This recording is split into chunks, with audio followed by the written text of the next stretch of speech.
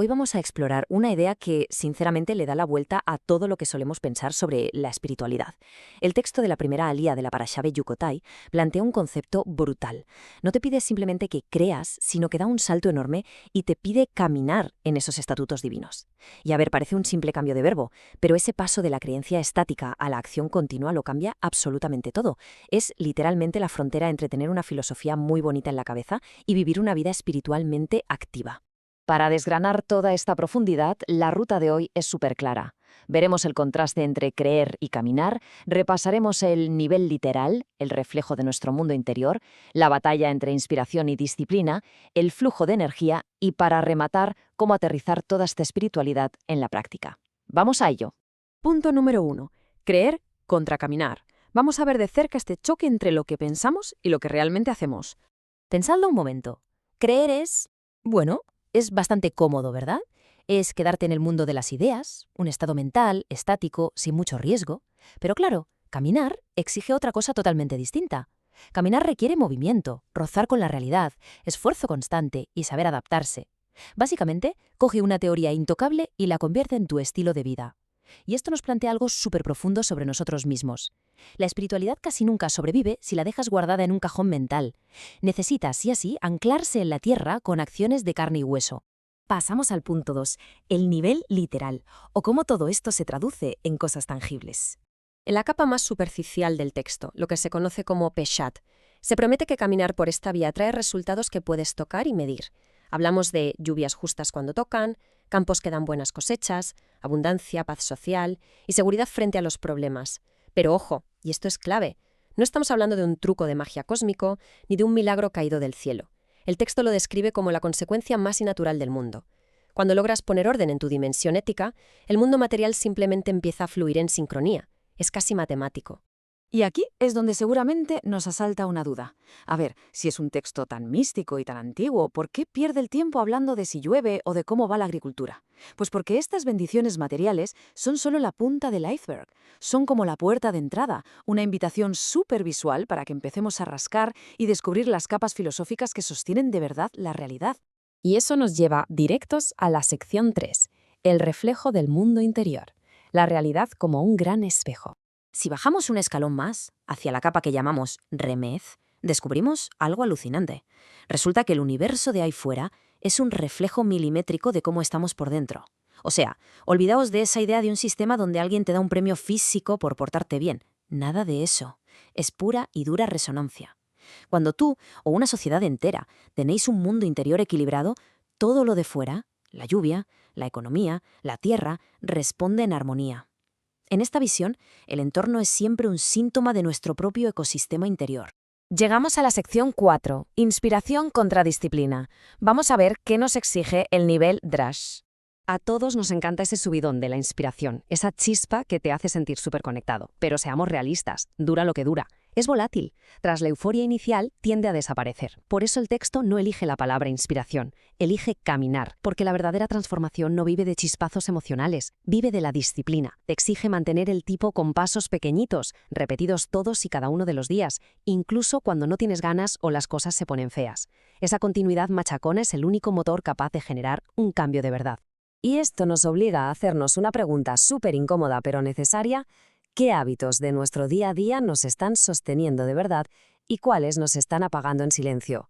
Fijaos que casi siempre son esas rutinas invisibles las que nos hacen crecer, mientras que los pequeños descuidos, las faltas de atención que dejamos pasar, son las que nos erosionan sin darnos cuenta.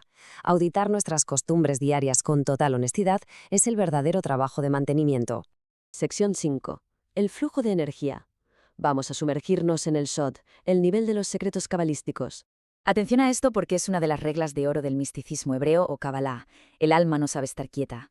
Está en constante movimiento. O estás ascendiendo hacia una versión más refinada de ti mismo, o estás cayendo hacia el caos.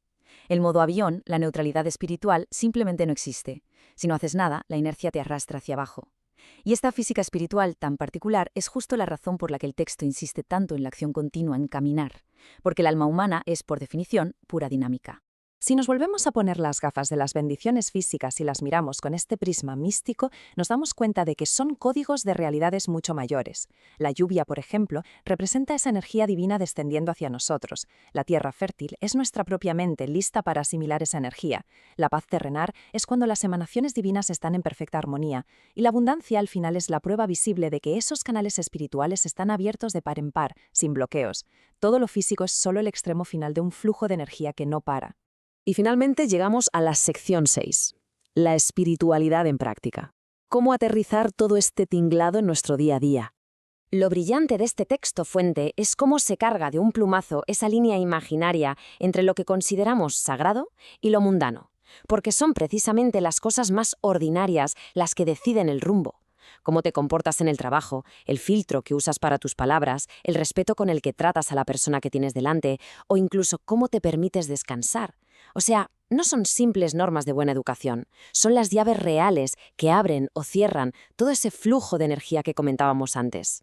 Y para convertir toda esta filosofía en algo que puedas tocar, necesitamos apuntalar 4 pilares. El primero, continuidad, seguir adelante cuando se pase el entusiasmo. El segundo, dirección clara, saber exactamente por qué y para qué haces las cosas. El tercero, presencia absoluta, nada de ir en piloto automático, hay que estar ahí en cada paso. Y el cuarto y más importante, decisión renovada, levantarse cada mañana y volver a elegir este camino día tras día. Entonces, si asumimos de una vez por todas que la vida es un sendero ininterrumpido y que no hay botón de pausa, toca auditarse. ¿Hacia dónde nos están llevando los pasos que hemos dado hoy? Porque seamos francos, más allá de nuestros grandes discursos o de la bonita filosofía que tengamos en la cabeza, nuestra verdadera estatura espiritual se mide única y exclusivamente por lo que hacemos desde que suena el despertador hasta que volvemos a la cama. El desarrollo humano no funciona a base de iluminaciones repentinas ni yéndonos a vivir solos a una cueva. Es un trabajo de tracción, de manzarse las botas, de puro esfuerzo terrenal. O sea, si creer es asomarse a la puerta para ver el horizonte, caminar es tener las agallas de cruzarla todos los días, sin excepciones. Así que, después de todo este análisis, os dejo con esto para que le deis una vuelta. Frente al desafío de evolucionar, ¿de verdad nos basta con tener las ideas correctas en la cabeza? ¿O vamos a dar los pasos necesarios para encarnarlas en el mundo real? Hola, bienvenidos a este nuevo análisis donde cogemos textos antiguos y profundos y los bajamos a la tierra para entenderlos de verdad. Hoy nos vamos a meter de lleno en unos pasajes alucinantes de la Parashá Bejucotai. Y ojo, porque nos plantean un cambio de paradigma brutal. Fijaos, casi siempre pensamos en las tradiciones espirituales como un conjunto de dogmas estáticos o de creencias fijas, ¿verdad? Pues este texto nos invita a dar un giro de 180 grados, pasar de un sistema de creencias pasivo a un viaje activo, de todos los días. Es una perspectiva que, literalmente, cambia por completo nuestra forma de entender qué significa conectar con lo divino. Vale, vamos a sumergirnos de lleno en esto. Lo curioso es que el texto original no empieza diciendo «si creen en mí». ¿Qué va? Dice explícitamente «si caminan en mis estatutos». A un lado tenemos la idea de creer, que es muy fácil que se quede solo en la cabeza, en el terreno de las ideas. Es como pagar la cuota del gimnasio en enero y pensar que ya con eso nos vamos a poner en forma. Al otro lado, vemos lo que implica caminar. Es movimiento constante, sudar la camiseta, un proceso que no para. Básicamente, es la diferencia entre tener un mapa arrugado en el bolsillo y dar pasos reales sobre el terreno. Para que no nos perdamos, esta es nuestra hoja de ruta de hoy. Primero veremos la diferencia entre creer y caminar, luego bajaremos por 4 niveles de profundidad de la tradición, el nivel literal, la reflexión interior, la inspiración frente a la disciplina y el secreto cabalístico, para terminar aterrizando todo en la integración práctica. ¡Vamos allá! Sección 1. Creer frente a caminar. El cambio de paradigma. Y aquí lanzamos la gran pregunta. ¿La espiritualidad es un simple pensamiento o es una experiencia que se vive continuamente? Muchas veces el intelecto nos atrapa en debates filosóficos, que son maravillosos, sí, pero si todo eso no se traduce en acción, en una práctica viva y palpable en nuestro día a día, nos quedamos rascando solo la superficie de lo que significa la experiencia humana. Pasamos a la sección 2, el nivel literal. Bendiciones y alineación. En este nivel más superficial, digamos, la lectura básica, el texto nos describe una ley de causa y efecto físico que es sencillamente espectacular.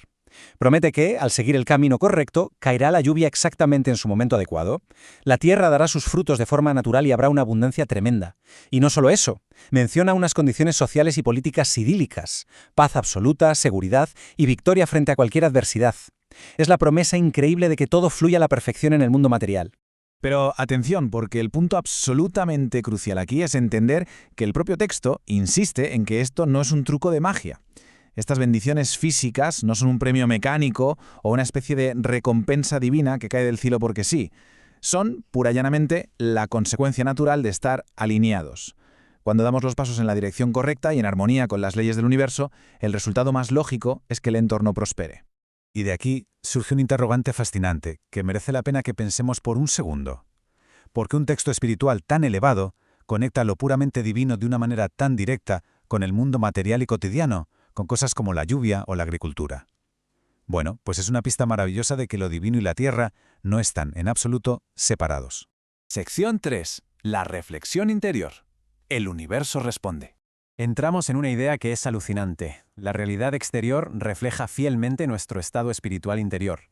Si lo pensamos bien, la armonía en el mundo físico, como esa lluvia equilibrada que nutre sin llegar a destruir, o la tierra que responde con tanta fertilidad, no es pura casualidad. Ocurre porque existe una armonía subyacente en el interior. Es como si el universo simplemente hiciera de espejo de esa alineación interna.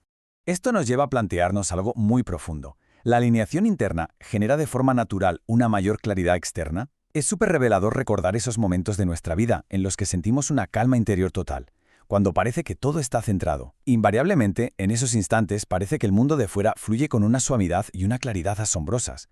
Es la prueba viviente de que ambos mundos están íntimamente conectados. Sección 4. Inspiración frente a disciplina. La enseñanza práctica. Aquí es donde encontramos una diferencia que es vital. Por un lado tenemos la inspiración. A ver, es maravilloso emocionarse un día o sentir una conexión espiritual profundísima durante una semana, pero seamos sinceros, ¿es fugaz? Si dependemos solo de tener ganas, la conexión se acaba desvaneciendo. Por el otro lado está el verdadero significado de caminar, que es la disciplina. Hablamos de una espiritualidad sostenida en el tiempo, que se construye a base de dar pasos pequeños, muy humildes, pero repitiéndolos incansablemente. Esa es la verdadera fuerza formidable, la que de verdad genera un cambio a largo plazo. Merece muchísimo la pena hacernos una pequeña auditoría mental en este punto. ¿Qué rutinas diarias nos sirven como pilares para sostener nuestra conexión espiritual? Y, por el contrario, ¿qué pequeños hábitos, esos que casi ni vemos, la van debilitando gota a gota? Porque al final es en las acciones repetitivas de cada día donde realmente nos jugamos el crecimiento. Sección 5. El secreto cabalístico. La mecánica mística. Fijaos, la tradición cabalística nos revela algo asombroso sobre este concepto de caminar. Nos dice que el alma humana jamás, nunca, se queda quieta. Es imposible. Simplemente no existe la neutralidad espiritual. En cada instante, la energía vital o bien asciende y eleva la conciencia o bien desciende. Por eso, el texto original utiliza exactamente la palabra caminar, porque nuestra esencia espiritual está diseñada para avanzar ininterrumpidamente. Quedarse completamente quieto es, de hecho, una ilusión. Y esto ilustra de manera brillante cómo funciona este mecanismo a nivel místico. Cada bendición material que vimos al principio es en realidad un canal directo para la energía espiritual. La lluvia física representa el descenso de la energía divina. La tierra fértil no es otra cosa que una consciencia receptiva, que está lista para nutrirse. La paz simboliza la armonía perfecta entre las sefirot, que son las esferas de emanación divina. Y la abundancia material es la manifestación visible de tener los canales espirituales completamente abiertos y limpios. Como veis, todo lo físico tiene una correspondencia espiritual exacta. Es como un rompecabezas gigante que encaja a la perfección. Llegamos a la sección 6. Integración práctica. El aterrizaje. La lección más revolucionaria que nos deja este texto antiguo es que la espiritualidad no es algo que pasa cuando nos vamos a meditar a una montaña aislada. ¿Qué va? Ocurre en cómo hacemos nuestro trabajo diario, en el tono y la intención con los que pronunciamos nuestras palabras, en la calidad del descanso que nos permitimos y, por encima de todo, en cómo tratamos a los demás. Todas estas acciones, que nos parecen tan de andar por casa, son exactamente las llaves maestras que abren o cierran el flujo de la energía en nuestra vida.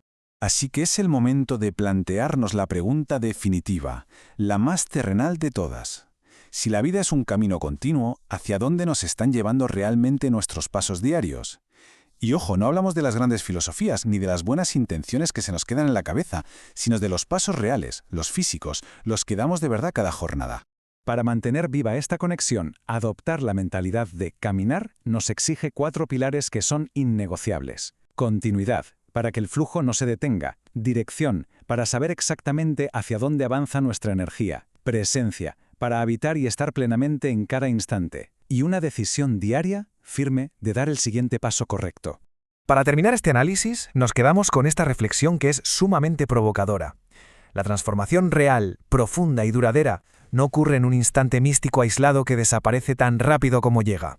Ocurre de forma silenciosa e imparable en el camino repetido de cada día. Es el inmenso poder de lo cotidiano abrazando lo divino. Un recordatorio extraordinario de que cada pequeño paso cuenta en este inmenso recorrido. Así que, sabiendo esto, ¿qué paso elegiremos dar hoy?